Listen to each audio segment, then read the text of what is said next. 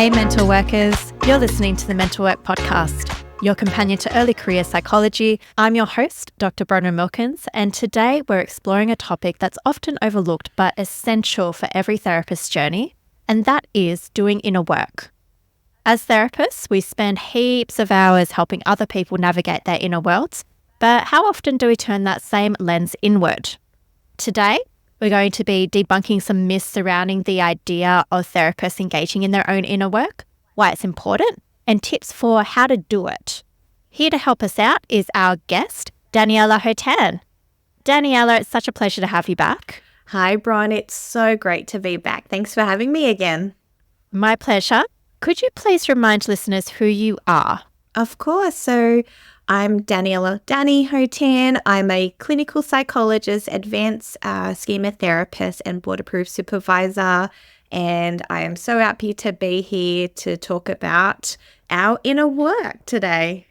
Amazing. And here is your non-psychology icebreaker question, which is there a book that has really influenced you and changed your life? Oh, so one of the books that I think as far as I can go back that really stands out to me is actually To Kill a Mockingbird, which I know is such a classic that a lot of people would have really loved, but I think it's so important to me. It was one of the first times I've read a book that actually highlighted the themes of racism, discrimination, but I actually just love Atticus Finch and how he really portrays this, this healthy, strong adult. And it just was a book that was so beautifully written. And I thought it was so interesting, even learning that, Harper Lee had to publish under a pseudonym because of the times. And that I think it's just so wonderful now to actually have a book like that we get to study and learn from. So yeah, that's probably one of my favorite books ever to read. It's such a wonderful book. I agree. It's so beautifully written. And Atticus Finch, what a great person. And yeah, it was the first time I was exposed to those concepts. And I remember just trying to wrap my head around it as an 11-year-old. And I was like, what is going on here? But it just felt really powerful. Yeah, definitely. It's such a good book. If someone hasn't read it, I always recommend it. Totally. Absolutely. Would recommend also. Okay. Let's go on to the inner world of us. So I would like to start off with, why is it important for us to examine our own inner world? So to know our triggers, our strengths, how our personal history has shaped us, our biases. Why do we care?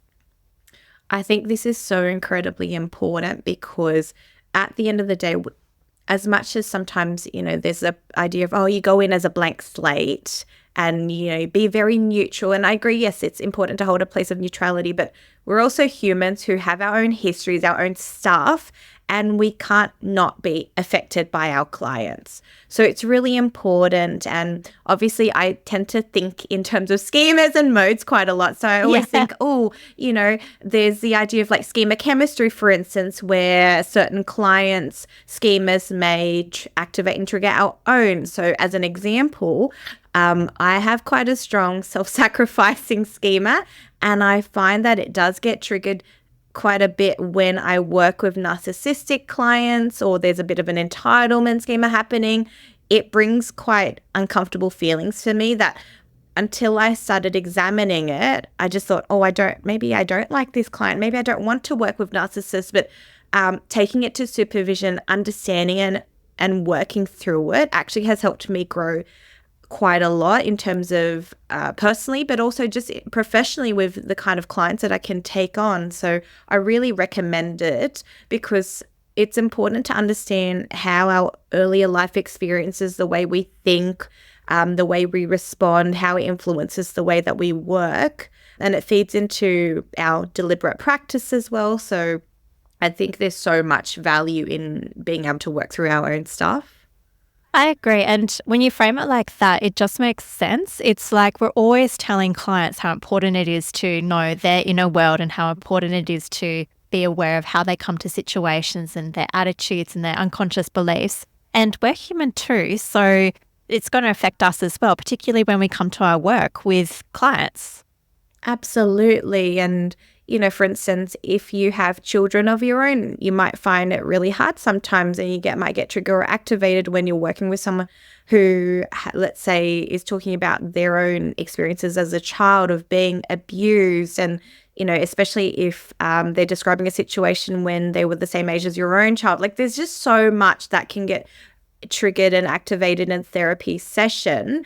And because we focus so much on our clients, we're always thinking, okay, how do we support them? What is the helpful strategies? What's their formulation? It's actually also important to have a look at, well, what about our stuff? Because we are, like I said, we're human. We're going to have feelings about and thoughts about things. And because many of us, especially in private practice, see client after client after client, how much time do we actually have to spend between clients or at the end of the day to kind of self-reflect and go, wow, that was really tough? Because if you think about it, let's say if you see 5 or 6 clients a day, you might see an eating disorder client and then go straight into a trauma client and then into, say, an OCD, or like you're just going from client to client, giving so much to support them.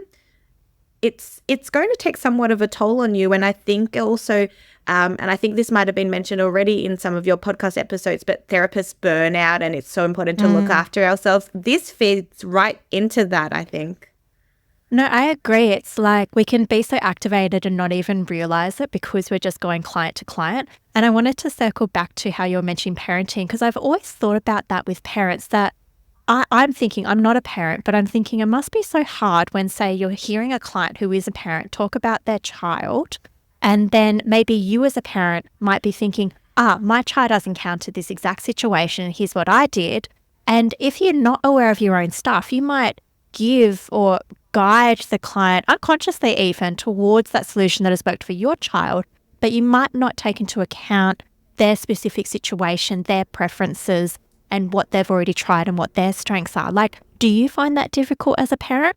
Yeah, I think especially because I've got my eldest, he started kindergarten last year and he's in year 1 now. And I think we have a lot of clients who have some anxieties about their children starting school and all that. I can empathize so much, but I do have to often be mindful of, okay, like, I don't know what their school is like. I don't know what supports are in place. And I want to be mindful and respectful of that, and that child psychology is not my jam either, and that there are actually some beautiful, wonderful supports out there to help clients. So I do have to sometimes be aware of that, so that I might, to a degree, share a little bit in terms of I can empathize as someone who has had a child go through the school system, that it's quite normal to bring up some anxiety. Okay, redirect that to how can I support you in dealing with the anxieties? And here are a list of the resources and websites that are evidence-based, or that, where you can access more supports to redirect them to get the right care for their child if they need it.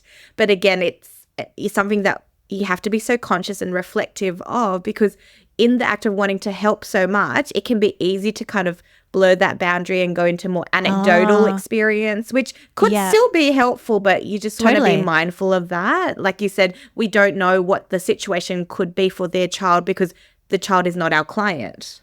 Yeah, no, exactly. And coming back to self-care as well, like motherhood often brings about huge change in a person's life and lots of things to adjust to. And I'm just wondering, like, would you be comfortable sharing about how that might have interacted with your schema? Oh my goodness, absolutely. I think it's such a roller coaster, and it's something that I now sometimes flag with my schema therapy clients, but there's nothing quite like having your own child to reactivate any attachment wounds or just attachment stuff from your childhood that you might have maybe squashed or like thought was processed and resolved. And if you think about it, that those first 12 months where you're adjusting to having, being in a new role as a mum, having a newborn, being so sleep deprived, your body has, spent 9 months preparing for this. And then it's kind of like, all right, well, now you've got your child, but you have to manage, feeding them, keeping them alive, and your body's still healing because it doesn't just recover. Like if it takes 9 months to build up to that point, it's not going to happen overnight that you just bounce back. So and there's hormones surging everywhere. So we're all a hot mess. And so it's like recover and keep this thing alive that's fully dependent on you. Absolutely. And so I think it causes a lot of people, like it definitely caused me to think about, my earlier life experiences and thinking about, I think parental or mum guilt is something that comes up really strongly. Like, for instance, my own mum, I think on the day she was meant to go back to work, she just couldn't do it. And she just quit and became a stay-at-home mum, which, I really appreciated. Yeah, proud of her. But for me, I love work. And being a psychologist is something that, as you know, it takes forever to train to get into where we're at. And I didn't want to forgo that part of me, but I felt a lot of guilt and confusion around, well, I actually do want to go back to work, but it doesn't mean I love my child any less. Even just with a lot of the unsolicited advice that we would get from families, particularly with, my own parents or my in-laws, it's hard because you're trying to be mindful that you want to take some of their feedback and help on board, but you want to also forge your own path with your own child and trust that you know your child better than anyone. So it can create a bit of friction. And just, a lot of wounds from the past can be opened up when you examine your own experiences compared to the experiences of your child. And it can lead to some pretty uncomfortable conversations, especially if your own parents have their own schemas, which, is very likely. So with that, like that period, did you go through self-reflection or did you go to therapy, or was there something else that really helped you better understand what was happening for you? So I actually, in the moment, wasn't aware, and it wasn't until a bit later on, but I actually had postnatal depression. And I think it came as a shock because, again, as a clinical psychologist, you think, oh, well, I have some tools and strategies. I should know the warning signs. But when you're in the midst of it, it can happen with, I guess, I didn't realize in that moment. And there were a lot of difficulties, like health difficulties in those early days. And it was such a struggle. So I actually had a really great GP who did a referral for me to see someone from the Gidget Foundation, which is a great organization providing lots of support to new parents. And I did do a number of sessions to help me just clarify and resolve my own stuff and be introduced to the ideas behind like circle of security and just trust that I knew what was best for my child and to feel confident in that and to be just really firm with that. And that really helped me. Fantastic. And so were you able to come out of that period of postnatal depression eventually? So it went on for about 18 months before I think truly felt like myself. Like, it wasn't terrible all through it, but there were so many challenges. I had a lot of issues with breastfeeding, just with sleep deprivation is, I can understand why it's a form of torture. Oh, absolutely. 100%. And just, like working through my own attachment stuff. So it was probably, I think, reflect on it and think, okay, when my son was 18 months was when I started to really feel like, okay, I'm no longer feeling the signs of postnatal depression. Like, gradually I was getting better and better, but you could just feel it kind of beneath the surface. And I think for a lot of people who've had their own experiences of depression, they can start to feel better, but still feel like in the back of their bellies or wherever, that there's still something that's, they're not 100%, but they're getting there. Yeah, no, absolutely. I'm so glad that, after 18 months, though, that you were able to come out of that. And I'm wondering, I wonder how your self-care goes now with your work. Like, do you feel like ongoing reflection is really important for maintaining your self-care and preventing burnout? Absolutely. So I think for myself, because I am someone who loves to say yes to everything, and I just love being busy, I've had to learn to really slow down. I've had a bit of my own schema coaching, which I felt was the right fit for me because I've done my therapy and it's not like I need that approach anymore, I feel like, at this stage. But schema coaching is nice because it's about enhancing what I'm doing and making sure I don't burn out. And I think my mantra this year was to actually slow down and dial it back by, say, 20%.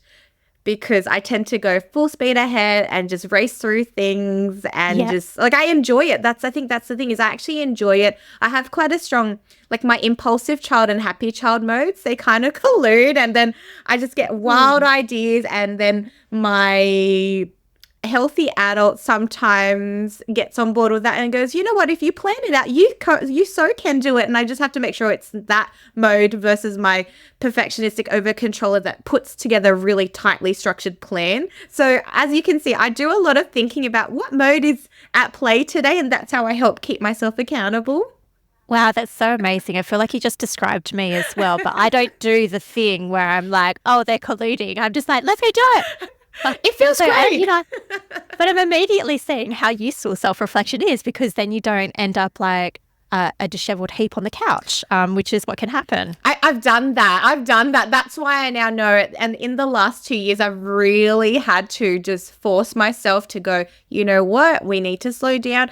Let's examine, times where we feel burnt out. Why is that? And in the moment, whilst you have that high, the dopamine hit of like, I feel really excited, I'm going to do this.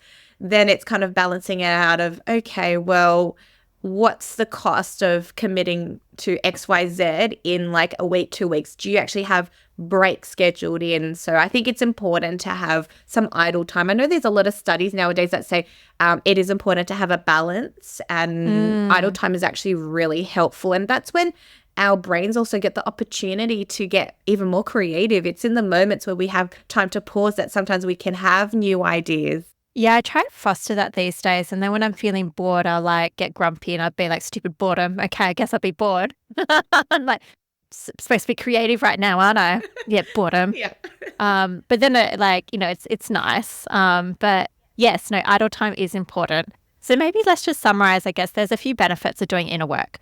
I think one of them that we're pointing out is that it can prevent burnout and make us more aware of when we could be slipping into burnout. So it's a really good self-care strategy. I think another benefit is that we've pointed out is that it increases like your awareness of what is your stuff and what's the client's stuff in sessions. So you can separate the two. For me, I reckon another benefit is that it increases my humility with clients, because I recognize, like having gone through therapy myself, that change is really hard. And so I find that I'm incredibly patient with clients. I talk about that change can be very hard with them and what's keeping them going through this change process, and that I'll be walking alongside with them. But yeah, it makes me not be too, not nasty, but just like not too demanding of my clients, which as somebody who has unrelenting standards, because I can be quite demanding of myself, sometimes that can carry over into other people. But I find like having gone through that personal work, I'm really quite gentle in my therapeutic interactions, which I think increases the relationships. Are there any other benefits that you've found to doing your inner work in terms of like how that shows up in your own psychology work? Definitely. So I definitely agree with what you just said there in terms of like that level of empathy. Like it's just a deeper level of empathy when you're on the other side. And it's something that with a lot of my supervisees as well, I go through the kind of that process because in schema therapy, we can examine our own stuff. And I always say, when you experience it, you get a feel for it. You truly can understand why it's so tough. You can understand why there might be a block. And like you said, it helps you be more patient. I think the other added benefit is sometimes you learn new skills without having to go to a workshop because you've learned from your clinician, a therapist. Totally. And I love that because then you can go, oh, okay, I'm going to try this out with my clients. And I know it's evidence-based practice. It's something that's helpful. And, that's wonderful because if you benefited from it, maybe they will too. So I think that's actually something that's really nice that a lot of people don't talk about either. That's such a good point. And like, I'm laughing because I'm currently in therapy now. And like 2 sessions ago, I was talking about radical acceptance with my therapist. Guess what every one of my clients heard later that week? I was like, this great thing called radical acceptance. Absolutely. So It's really good. It's just like, it's just at the front of your mind, and then you're like, oh, okay, I can use this. Yeah. So yeah, that is a huge benefit. Absolutely. Or like old techniques or skills that you might have, because you know how like from time to time you have like your favored skills and then you put some on the back burner and then you get experience again. And it's like, oh, this is actually a really good strategy. I'm going to bring this back into the therapy room and work at it. So I think it's really good to be self-aware, have that self-reflection so that things don't get stale either, because it can be like, for instance, I do so much schema therapy work. That's the bulk of my work. And so I have a habit of like, I typically favor more imagery rescripting, but through, and I think we mentioned this in one of our other podcast episodes, is through self-reflection and working with supervisors and understanding our own feelings that come up, I was able to strengthen my chair work skills because I realized I wasn't as comfortable. There was an element of avoidance. I got to do it not in my own personal therapy, but more in my supervision session, but then experiencing it as the client, it helped me to then actually feel more comfortable and be guided in doing it more and more with my clients. And I just find it so powerful. So it's nice to make sure that, we are able to use, all the tools in our toolkit. Yeah, no, absolutely. And maybe we can talk about strengths as well, because it's really important to understand our maladaptive schemas. Listeners of the podcast will have heard me say this before, but I feel like our top schemas as therapists is self-sacrificing, unrelenting standards, or both. They're like our favoured compensatory schemas. So it's helpful to understand them and why they've come up, our histories and how they play into it. But I also think it's really important to understand our strengths, like the happy child part of us as well and the healthy adult part. Could you speak a bit to that? Definitely. So I think this is where it's really important, especially when in our childhoods, let's say we've built up certain schemas, like you said, with unrelenting standards or self-sacrificing, that we don't look at like the more positive schemas and look at play and spontaneity. And those are such protective factors because that also helps prevent burnout. And I think that it's, therapy sessions don't have to always be like doom and gloom where we're just talking about all the negatives, but it's actually quite uplifting to focus on, well, what sparks joy for you? And a lot of clients, especially the ones who might have, let's say, emotion deprivation, may struggle with that. And if we have our own emotion deprivation schemas, that might also get activated, where we actually don't think about bringing this up in the therapy room because we're so focused on, okay, how do I, treat your trauma? And then it's nice to have a look at, well, what kind of factors are protective factors that help you feel better as we process your trauma?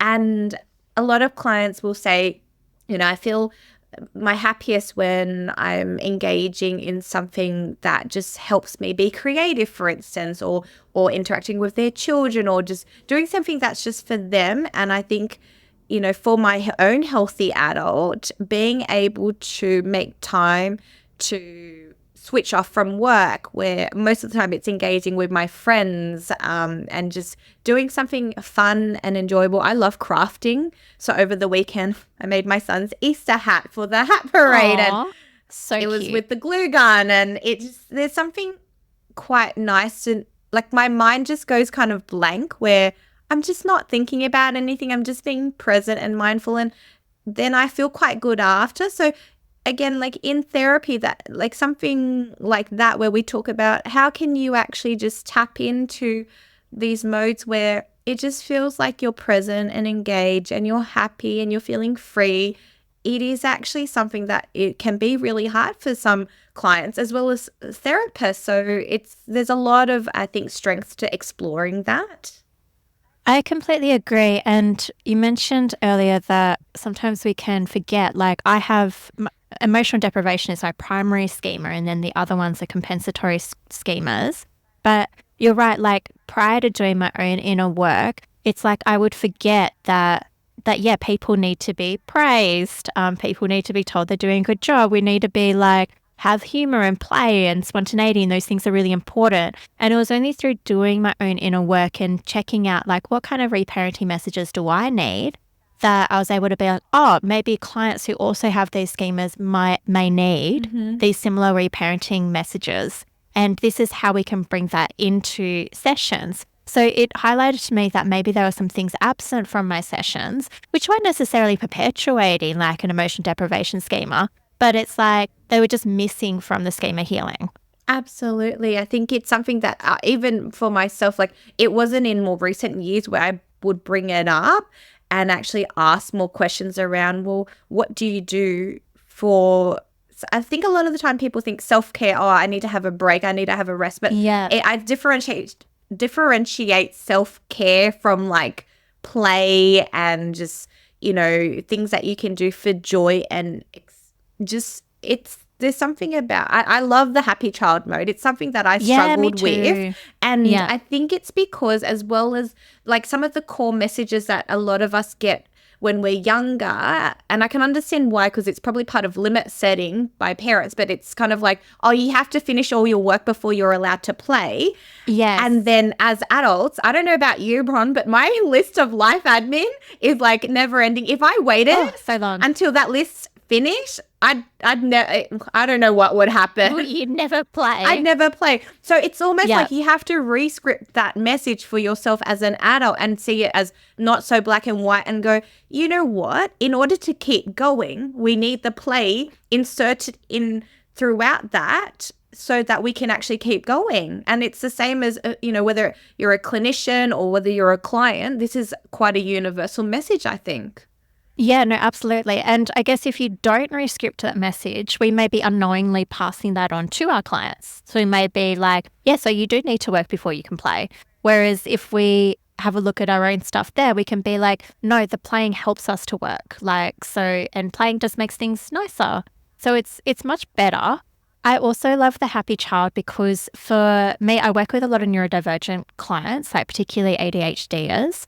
And they've heard mindfulness like from everyone everywhere, and they usually hate it. And so we talk about happy child instead, and how to get into flow states. So like for me, flow states are like mindfulness for ADHDers. So it's like play a video game, but really get focused into it and really enjoy it. Go for a walk and really notice everything else around you. So it's like movement, and then be non-judgmental towards yourself about engaging in those activities. And I feel like being an ADHD myself, it's like I wouldn't have cottoned onto that unless I had done my own inner work. Oh, I love that. That's so beautiful. I'm going to have to pick your brain about that later on off the pod because I'd love to weave that into my therapy as well. Yeah. No, it's so much more successful because literally I have ADHDers coming to me being like, I'll be like, so what are your preferences? And they'll be like, just don't do mindfulness with me. And I'll be like, alrighty.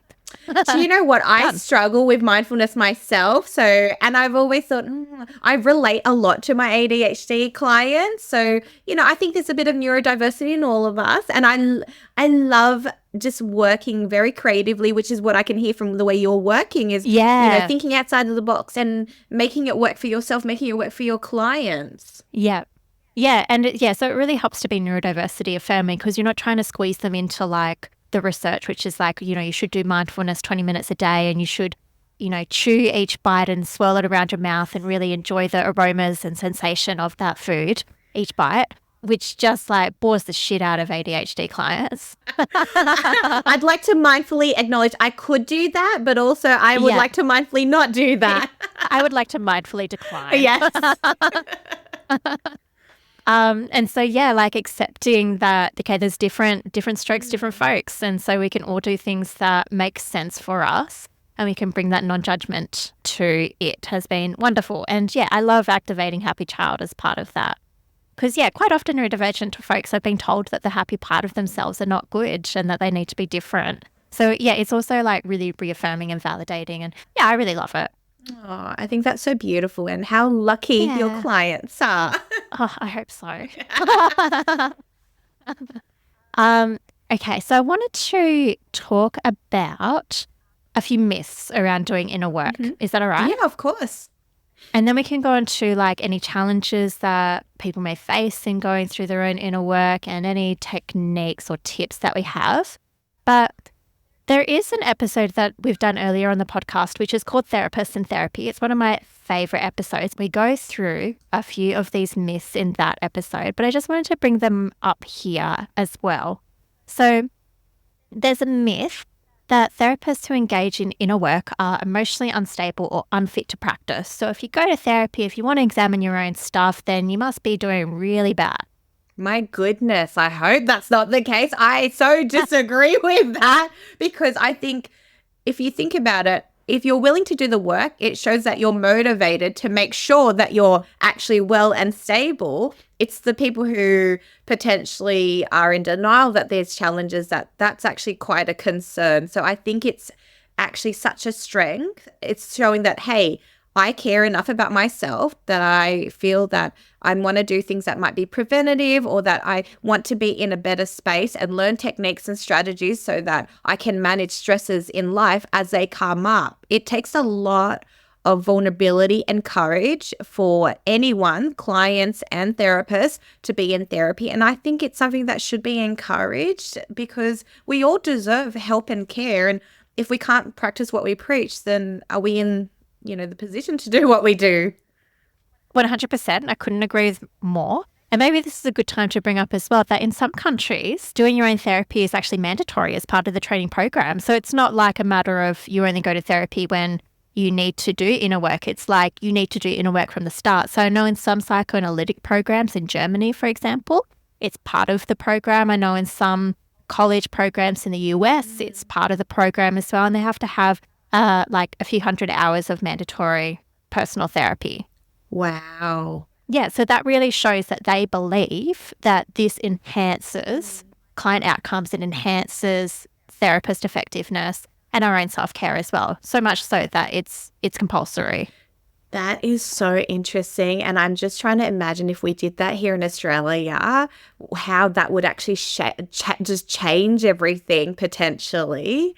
It would be really interesting because, because of our workforce shortage as well, I wonder if we'd be able to get everybody into therapy and whether that would highlight that we need psychologists. I didn't even think about that.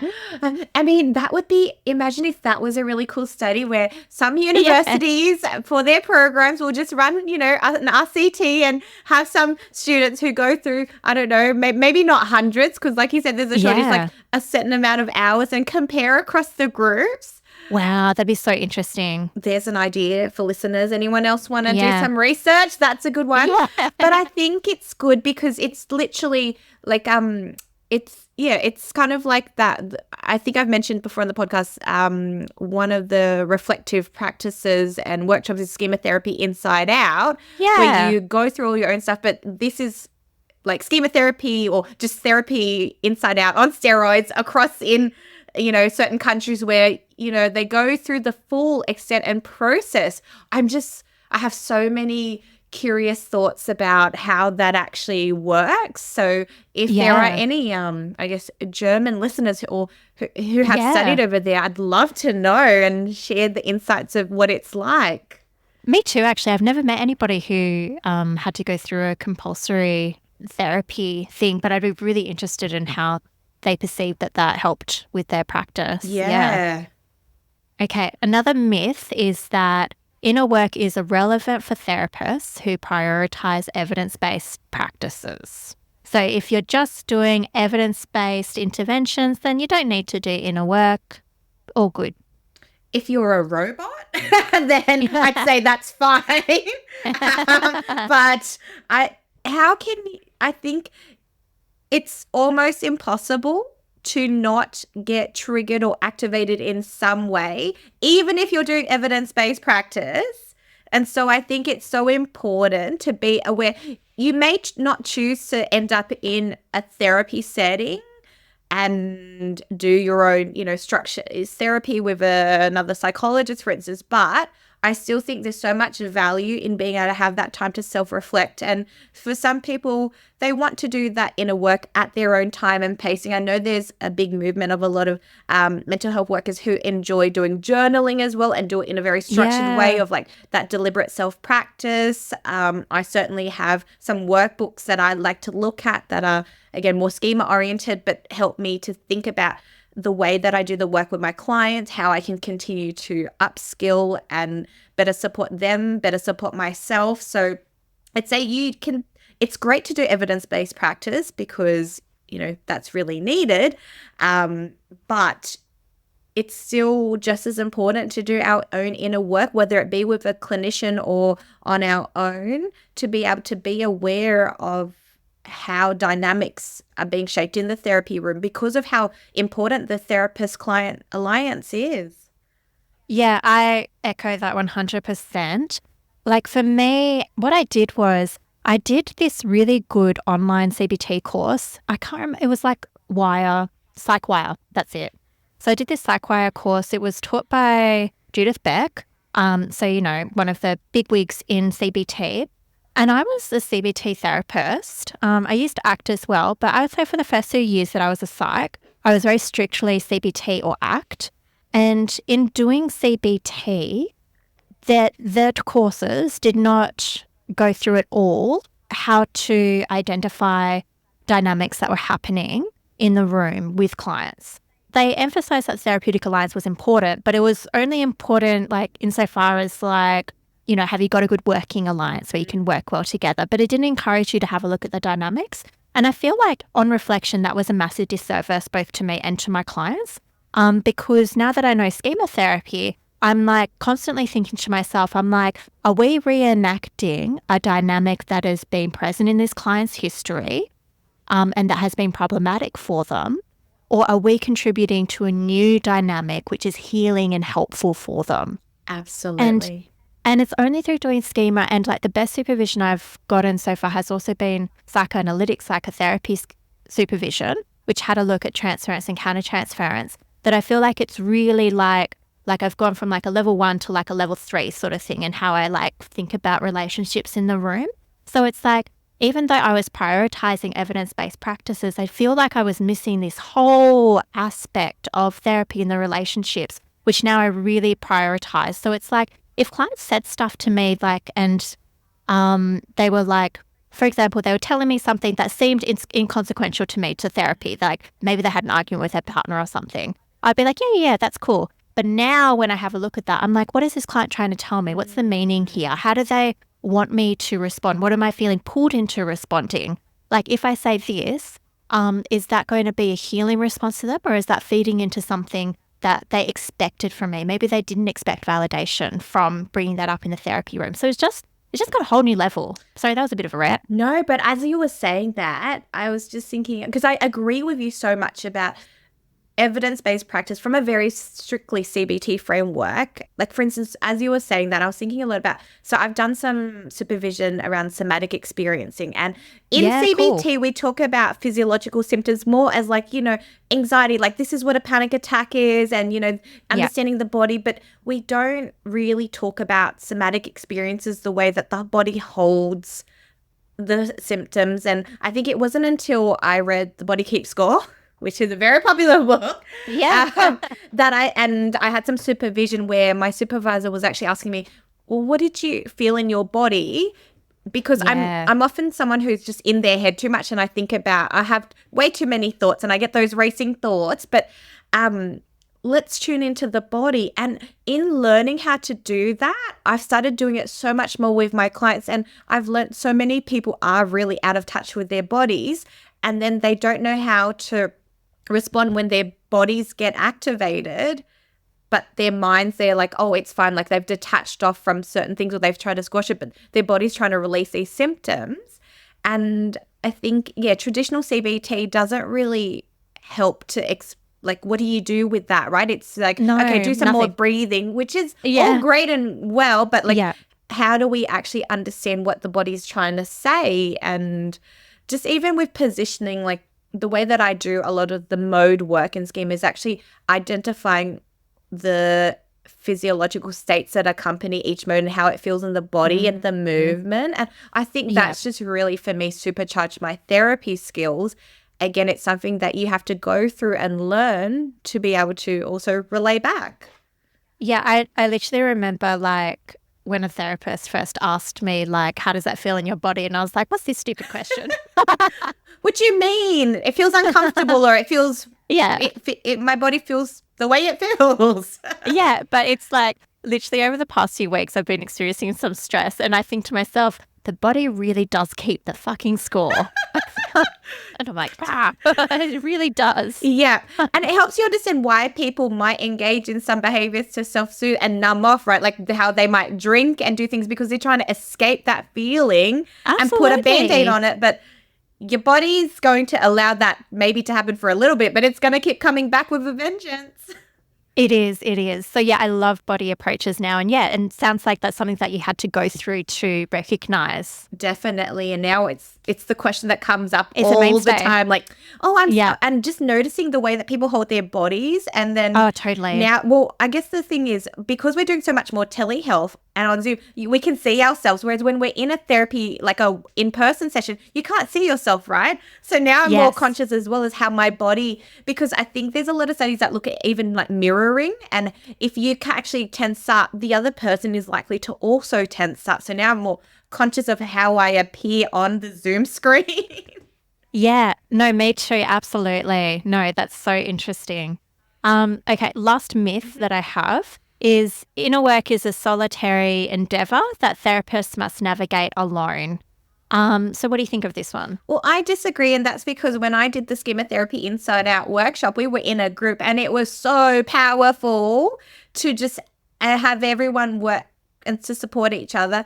And then having said that, there's different ways to do inner work. Yes, you can work through it on your own if you really want to, but you can also do it with a therapist. You can go through it and touch on it with your supervisor if it's appropriate. And I think that helps to reduce any shame that we might feel or guilt, like that, I don't deserve this, or, there's something really wrong with me. And so I think it's something that is really important, that if you feel, I guess, comfortable enough, that it's okay to share it.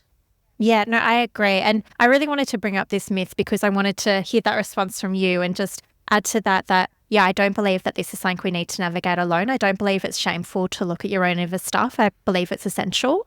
And yeah, you can talk about it with your therapist. You can talk about it with your peers. Yeah, you don't have to navigate it alone. And it's really that collaborative reflection and feedback that can really enrich your inner work process. Absolutely. And if anyone is judging you for that, it says more about them than you. So just remember 100%. that. Yeah, absolutely. So I just wanted to go into some, I've written down here trips and techniques, but I think I meant to say tips. Yes. Tips and techniques for integrating self-reflection and self-awareness into our clinical practice. So could you tell us a bit about, so there's this good therapist mode, I guess, and that's what we strive to be. But yeah, how do we actually go about like strengthening that healthy adult good therapist mode? So there's actually a healthy adult visualization imagery exercise that you can do, and it was published. I read about it in one of the ISST bulletin, and it was by Remco van der. I can never say his last name, but I can't remember. Who I'm talking about from the Netherlands. Remco. I just say Remco. From Remco. Yeah. And it's about, and it's something that you can model to clients, but you would want to model it based on your own experiences. So you think about, what's a difficult situation that you went through as a clinician, and you want to really describe it in terms of cognitive, behavioral, and emotional. So it's reflecting on a challenging situation and describing it so that, let's say, in that moment. So if I give an example, so for me, it might have been an example where I had to deal with a difficult, not the client, but the client's partner, who was a little bit of a bully and coming at me a bit. And in that moment, I remember just taking a deep breath and really like adjusting my body and trying to sit up tall and straight and staying calm and understanding that this is more about that person and what they have going on, and that this must be very scary for them, but that for me, I know in my heart and in my soul what is really helpful and important right now, which is looking after the needs of my client. And I could stay calm and firm. And I remember seeing myself just calmly stating, well, if you disagree with my approach, that's absolutely fine. And your partner doesn't have to be here in therapy, so you're more than welcome to leave. But if you'd like to stay, then I am going to need you to sit down and not raise your voice with me and treat me with the respect that I would like to give to you. And so for me, kind of just thinking about that, that's something that I really think about when I think, oh, when was I like a healthy adult or good therapist part myself? And then I work with clients to go through and have a visualization in their history of, okay, what's a time in your life where you felt like you were confident or strong? And for a lot of clients, if they have children, they had to stand up for their kids. They might use an example of when they were parenting. For others, it might be when they advocated for someone that they cared for, or where they worked really hard to achieve something. So I find that that helps if you have a really solid visualization, and when the client needs it to feel strong in that moment, to go back to that image. So for me, I go back to being in the therapy room at, I was working at Westmead, which was near the hospital out in Sydney. And I still remember every moment so visually, and that actually helps empower me. And so Wow. I find that really helpful. So it's just searching through, and it's like a positive imagery that you can practice, rehearse and record and play. And it's kind of like that kind of, you stand up strong, and, what's your Superman, Superwoman, super person mode? What does that look like? And if you're very creative, you can draw it out as well. I love that. I'm going to do that with clients. Yeah. So that's something that I found really powerful. But also there are certain objects. So I love using transitional objects. What do you use as your transitional objects? I've always I've not done it because I'm like, I froze on what to use. So I'm going to admit that it came from doing a cleanup at home of toys. And in our household, there was a phase of Super Mario, and we have the entire collection of figurines and more. And so I brought it into work. We've got, so whatever figurines I can find, it's like Minions, Mario, Minecraft is the flavor of the year. I'll just bring it in, and I'll let clients choose their modes, because when I do chair work, it gets confusing to remember what chair's what. And I use Post-it notes, but sometimes it's a bit more fun to put figurines on chairs.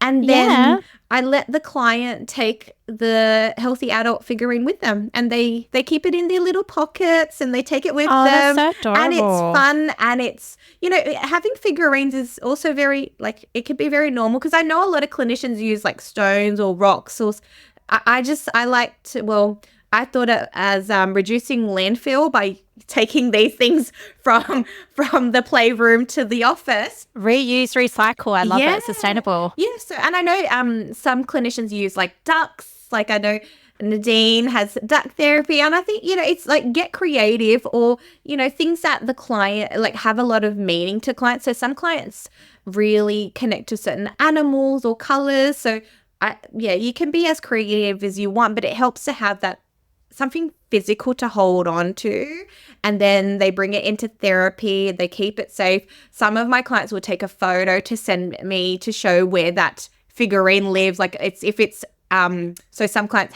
who are in high pressured work environments have it sitting on their desk, because that's when they need it most, because that's when their critic modes are most activated.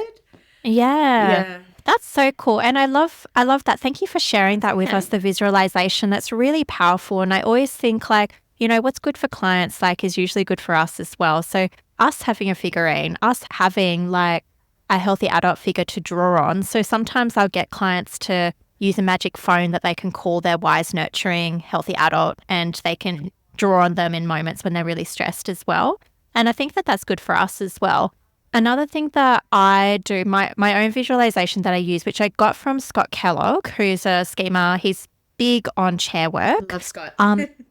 And I watched him do this brilliant seminar. It was a chair work seminar. And I loved it. And from then on, I've taken this visualization with me. But it was a self-compassion visualization. So for a lot of folks with unrelenting standards, we're really hard on ourselves when we make mistakes. And I just remember a few lines from this visualization.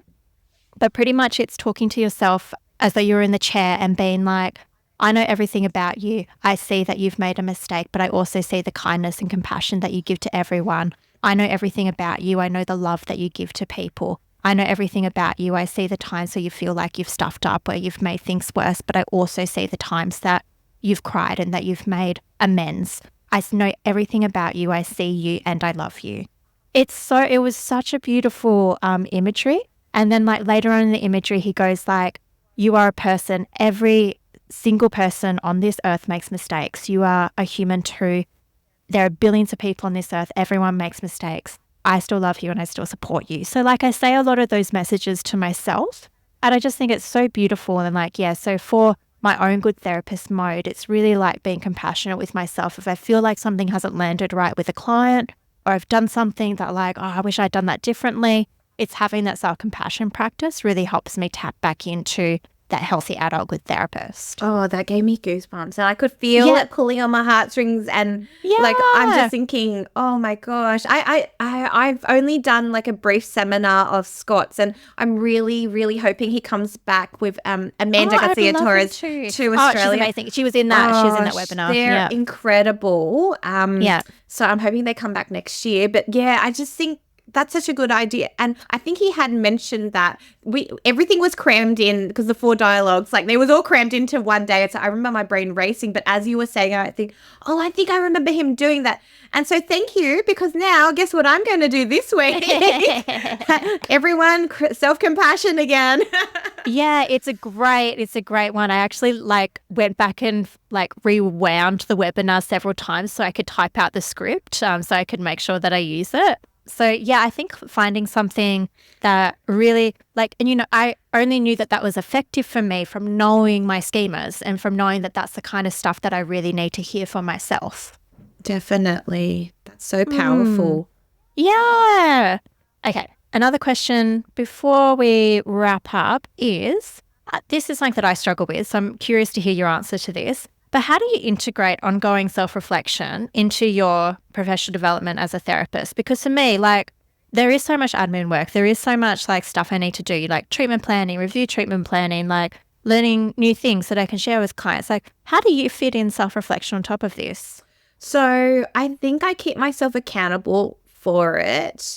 And I think this is where I schedule things in, but I schedule it in because it's something I reflect on in my like schema coaching. And I do it with Tracy Hunter, who's from Queensland, who's a phenomenal human. Her and Rachel Wheeler run the Wellbeing Codes. And I did their therapist self-care retreat 2 years ago. Right. And through my work with Tracy, I see Tracy maybe once every month, or sometimes it's 2 months, but before every session, I prep.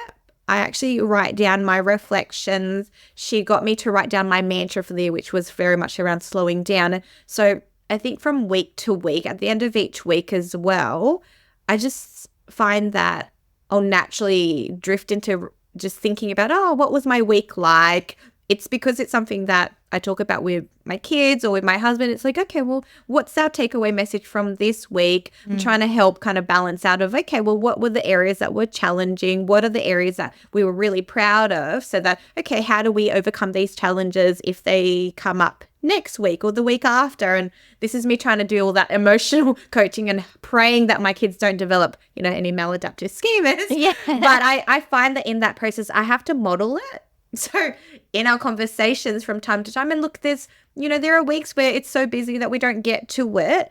But for the most part, for myself personally, it's because I have these monthly sessions, or even in my supervision, I do reflect on it a lot because I see the value in it. And it feels nice because it feels like I'm giving myself permission to engage in self-care. And I think that it's so valuable because I'm trying to tune into myself more. And as we were saying, that body work. So when my body feels not quite right, I realize, it's time to do this. And I try not to wait until it feels not quite right.